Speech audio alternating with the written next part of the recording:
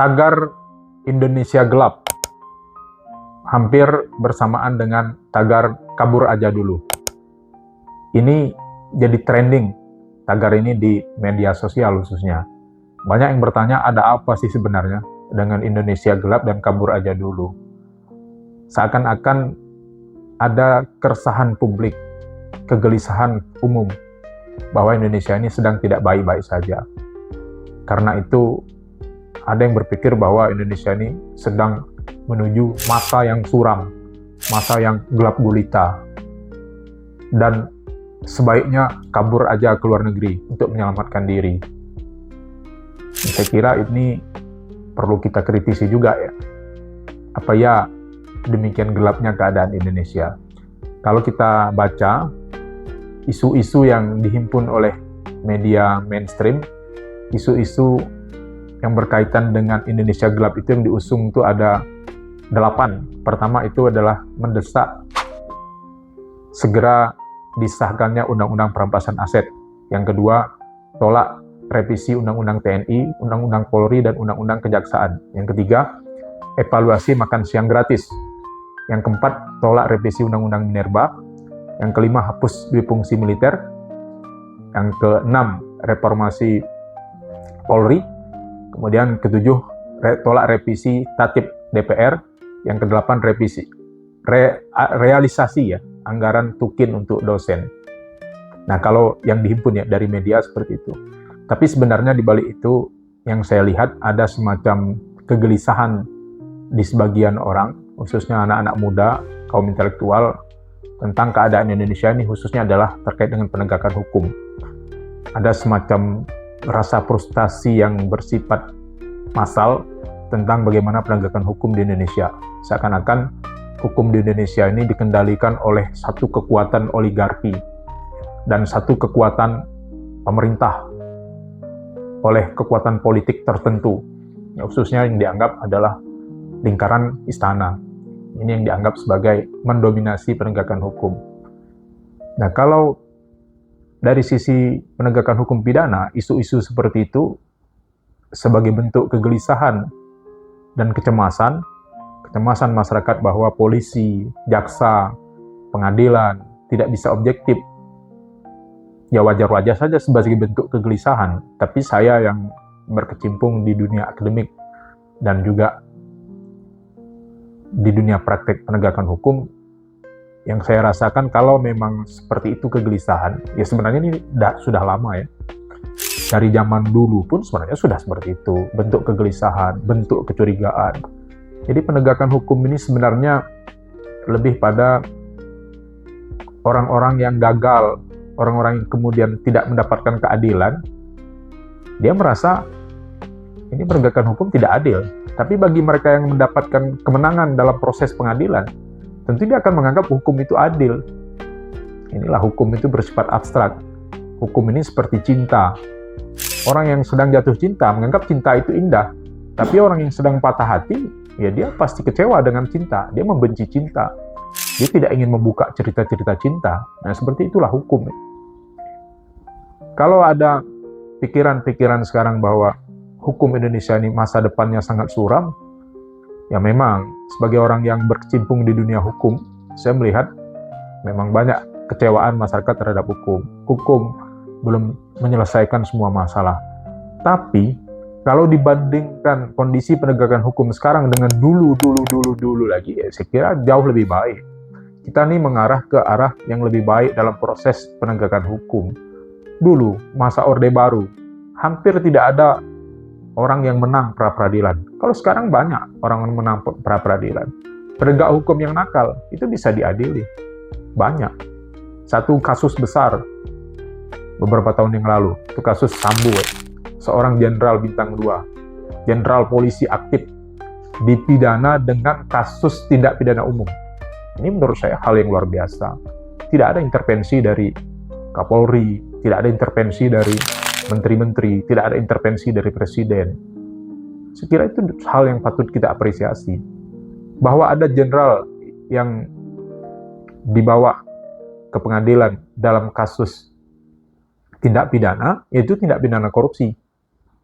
Tapi kalau tindak pidana umum, ya mungkin jarang sekali ya. Selain dulu ada Antasari Azhar ya, yang dibawa ke pengadilan dalam kasus tindak pidana umum.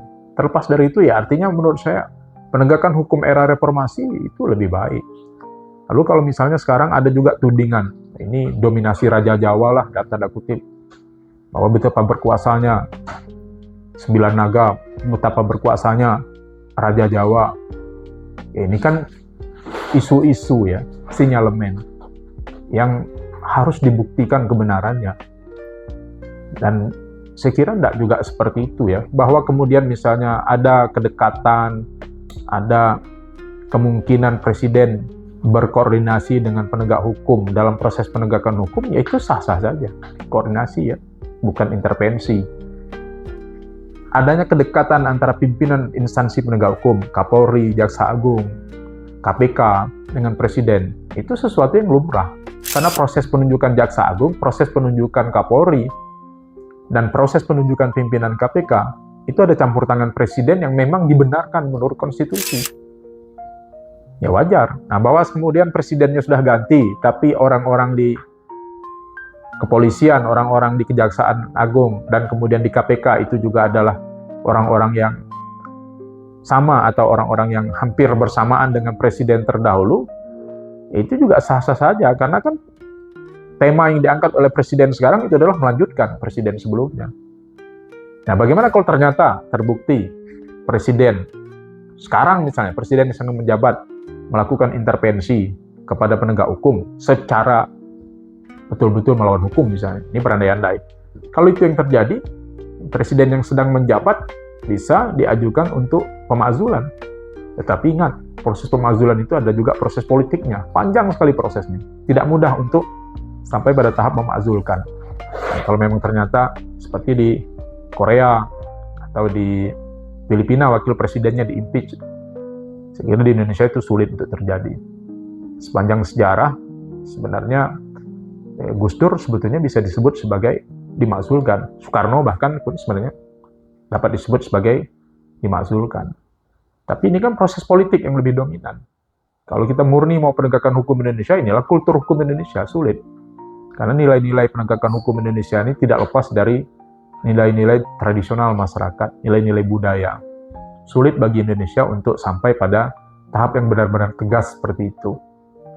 Lalu, bagaimana kalau ternyata yang mengintervensi adalah presiden yang tidak lagi menjabat, tapi masih punya kekuatan politik misalnya? Apa yang bisa dilakukan? Ya lebih-lebih lagi, sebenarnya tidak perlu proses impeach kan? Proses impeach atau pemakzulan itu dimaksudkan untuk mempreteli kekuasaan presiden yang sedang menjabat, karena sulit bagi seorang jaksa agung, sulit bagi seorang Kapolri untuk melakukan penindakan terhadap presiden yang sedang berkuasa, maka harus diberhentikan dulu. Karena prinsipnya adalah king can do no wrong. Ini yang juga keliru ya. Masyarakat sering menyebut, media sering menyebut bahwa gubernur korupsi, bupati korupsi, presiden korupsi. Itu tidak betul istilah itu, karena jabatan tuh dia harus ikut pada aturan main. Jabatan tidak mungkin melakukan perbuatan jahat. Yang melakukan perbuatan jahat itu adalah orangnya, orang yang memangku jabatan, bukan jabatannya. Kalau jabatan itu adalah dia harus ikut aturan main. Bahwa orang yang menjabat kemudian tidak ikut aturan main, nah apa yang dipersalahkan? Personnya ya, person yang memangku jabatan, bukan pejabatnya. Begitu. Kalau memang betul seorang yang sudah tidak lagi jadi presiden ternyata terbukti melakukan intervensi, atau terbukti melakukan korupsi, atau terbukti melakukan perintangan atau menghalang-halangi proses penyidikan, obstruction of justice, itu lebih mudah secara normatif ya. Bahwa kemudian secara praktik itu tidak mudah, mengapa ya? Memang seperti pernah saya ungkapkan dalam video, proses penegakan hukum di Indonesia itu sangat dipengaruhi oleh fakta-fakta sosial. Inilah yang merupakan objek kajian sosiologi hukum. Dalam penegakan hukum, hukum kita itu tentu saja dipengaruhi oleh strata sosial di tengah masyarakat. Orang yang sedang berkuasa, orang yang sedang punya pengaruh, punya kekayaan, orang yang punya ilmu pengetahuan, dan orang yang punya keturunan yang baik, itu tidak mudah untuk disentuh oleh hukum. Jadi kalau ada tagar yang menyatakan hukum itu tajam ke bawah tumpul ke atas, Kita sebagai orang hukum tidak menerima itu, kita menolak. Tapi secara sosial itu terjadi. Ini perbedaan antara idealita dengan realita. Kita bicara ideal itu tidak boleh terjadi, tapi secara real itu sangat mungkin terjadi. Sulit bagi kita untuk menghindar dari situ. Nah, tinggal bagaimana maka kemudian hukum acara pidana dan kode etik penegak hukum, kode etik profesi penegak hukum itu mengatur supaya kita terhindar dari tindakan-tindakan seperti itu. Yang apabila itu dilakukan, maka sanksinya amat keras.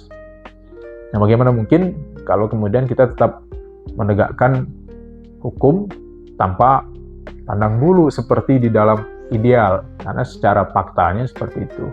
Sulit untuk kita menghindar dari adanya keberpihakan. Itu adalah kenyataan, realita yang terjadi di tengah-tengah penegakan hukum, apalagi di tengah penegakan hukum Indonesia yang sangat menghormati penghormatan kepada orang tua. Berandai-andai lah kita misalnya. Seorang misalnya penegak hukum, kalau saudaranya melanggar hukum, apa ya akan secara tegas berani menegakkan hukum. Sulit itu terjadi. Nah, lalu kemudian ada sinyalmen yang menuding bahwa presiden katanya berkepentingan terhadap Dewan Pengawas KPK atau perubahan undang-undang KPK dulu, presiden dulu katanya. Dalam rangka untuk menyelamatkan kepentingan keluarganya, kepentingan kroninya, kepentingan golongannya. Nah, secara hukum, tadi seperti saya katakan, struktur konstitusi kita memang memungkinkan presiden untuk melakukan tindakan-tindakan yang sifatnya koordinasi terhadap instansi penegak hukum. Nah, bahwa ada perubahan undang-undang, ya presiden memang punya kewenangan untuk mengusulkan undang-undang. Bahwa kemudian undang-undang itu disetujui atau tidak, ya kembali ke DPR kan. Nah, inilah politik hukum, pilihan politik bagi para politisi untuk setuju atau tidak setuju. Nah, Indonesia negara yang demokrasi, perwakilan, yang keputusan-keputusan politik itu ada di tangan DPR. Jadi nggak bisa dibebankan kesalahan kepada seorang presiden saja kalau memang betul-betul itu terjadi. Nah, saya teringat teori revolusi hukum yang disampaikan oleh Profesor Lohman. Beliau menyatakan ketika kekuatan politik yang dominan memberi tafsir atas konstitusi salah sekalipun, itu dianggap sebagai sesuatu yang benar. Itu yang disebut dengan revolusi hukum. Misalnya, proklamasi Republik Indonesia, kalau dalam perspektif hukum pidana Belanda pada masa itu bisa dikualifikasi sebagai makar. Tapi karena kekuatan politik yang mendukung pada saat itu dianggap sebagai kebenaran dan jadi benar dia. Sampai sekarang dia jadi benar. Itu menjadi salah satu sumber hukum kita kan, proklamasi. Termasuk misalnya dekret Presiden 5 Juli 1959. Itu kalau dilihat dari Undang-Undang Dasar sementara 1950 itu salah. Tapi ketika kekuatan politik yang dominan menghendaki itu terjadi, itu dianggap sebagai pembenaran, sebagai benar. Nah, kecuali kalau memang mau bergerak ke arah